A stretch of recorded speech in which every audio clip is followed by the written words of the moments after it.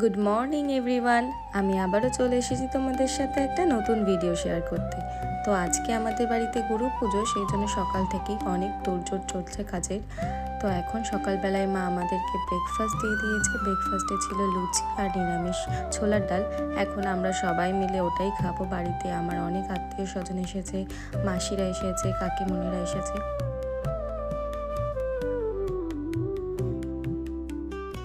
আর এখন মাসি এই বাসনগুলোকে ধুয়ে দেবে, যেহেতু রাতে পুজো, তাই জন্য এখন সব ঠাকুরের বাসনগুলোকে ধুয়ে দিচ্ছে।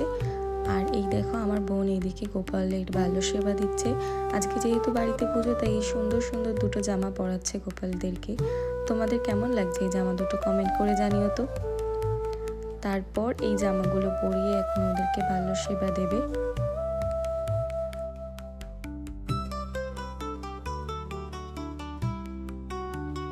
আমি নিচে চলে আসলাম। নিচে এসে তো দেখি রান্নার অনেক তোড়জোড় চলছে।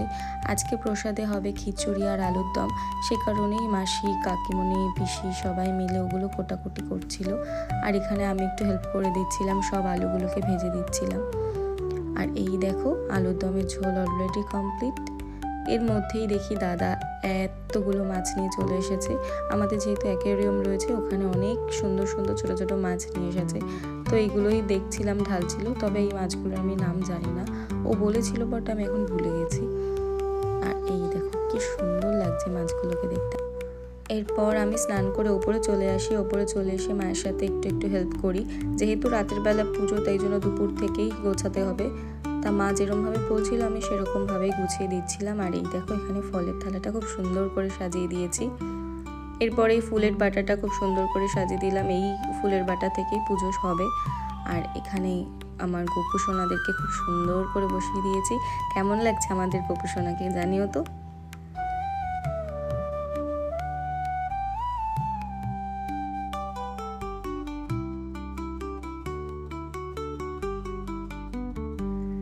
এই তো সন্ধ্যা প্রায় হয়েই এসেছে, আর আমাদের গোছানো সম্পূর্ণ কমপ্লিট। এখন পুজোয় বসে গেছে। আজকে আমাদের বাড়িতে ভাতৃসংঘ, সে কারণে সব বাবারা, ভাইরা, দাদারা পুজোয় এসেছেন। এখন পুজো কমপ্লিট হয়ে যাওয়ার পর মহাপ্রসাদটা আমার দাদার মাথায় তুলে দিল। এরপর এটা নিয়ে গিয়ে প্রসাদের সাথে মিশিয়ে দিয়ে সবাইকে দেওয়া হবে। আর এই ছোট্ট থালাটা ছিল গোপালের প্রসাদ। তো এখন আমার দিদিরা সবাই মিলে প্রসাদের আয়োজন করছে। এখানে মেশো, দিদি, কাকিমণি, বড়দি, বুনু সবাই মিলে এখন প্রসাদ গোছাচ্ছে। যেহেতু সঙ্গ শেষ হয়ে যাওয়ার পর সবাইকে প্রসাদ দিতে হবে। সবাইকে প্রসাদ দেওয়ার পর এখন আমরা বাড়ির সবাই প্রসাদ নিয়ে খেতে বসেছি। তো আজকের মতন ভিডিওটা এখানেই শেষ করছি। ভিডিওটা ভালো লাগলে অবশ্যই একটা লাইক, শেয়ার, কমেন্ট করে দিও।